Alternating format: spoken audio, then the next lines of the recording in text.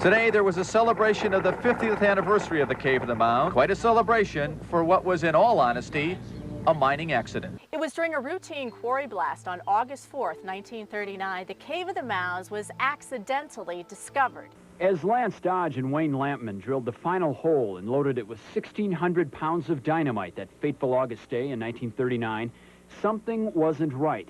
They were blasting rock at a quarry near Blue Mounds. Lance's brother remembers.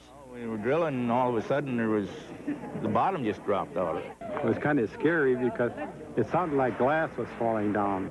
We all took cover, and then we were all pretty well, we were pretty surprised when this thing blew open.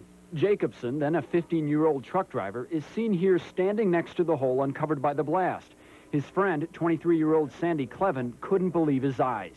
It looked like it was a pretty big opening, but then you could hear the satellites fall. It sounded like glass breaking in there. We knew there was a cave in here somewhere, and of course maybe there's more of it. As soon as it got blasted over with, and it seemed like I was crawling in there.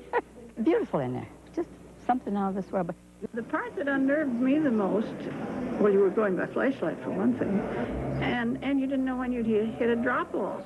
You could keep yourself, if you had any sense, you could keep from getting stuck.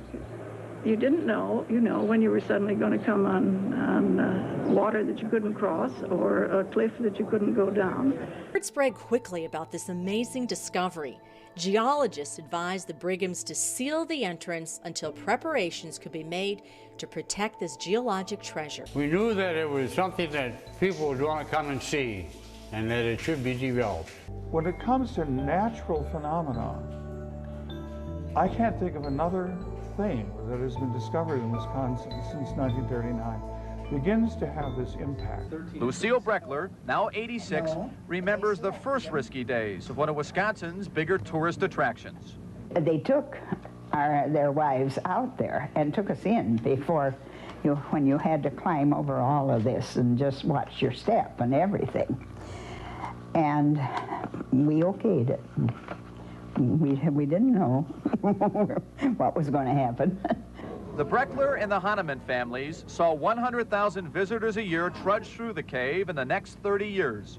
The kids served as guides, even posed for postcards. It was a lot of work. We all worked hard, both the children and all the family, both families. They all worked there at different times.